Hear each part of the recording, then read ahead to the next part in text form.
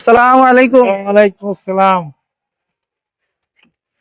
অধীনস্থ নারীদের পর্দা কারণ কি আর বলো। অধীনস্থ নারী কারা বলতে পারবেন কি? অধীনস্থ নারী আমার স্ত্রী, আমার মা, আমার বোন, আমার মাইয়ে, আমার আলহামদুলিল্লাহ। পুত্রীর বউ।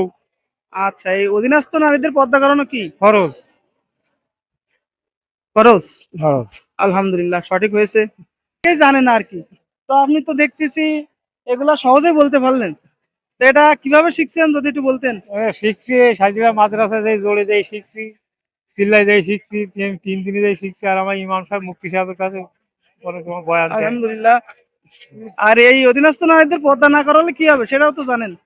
সে গুনাহ হবে, আমার সমস্ত তাই দায়িত্ব আমার জাহান্নামে যাবে সে। জাহান্নামে যাইতে হবে আমার। আচ্ছা, আমি বলতে পারছেন আমার তরফ থেকে একটু হাদিয়া, ছোট্ট একটু হাদিয়া। কি হাদিয়া পেয়ে কি খুশি আছেন? আলহামদুলিল্লাহ। হাদিয়া দিলাম।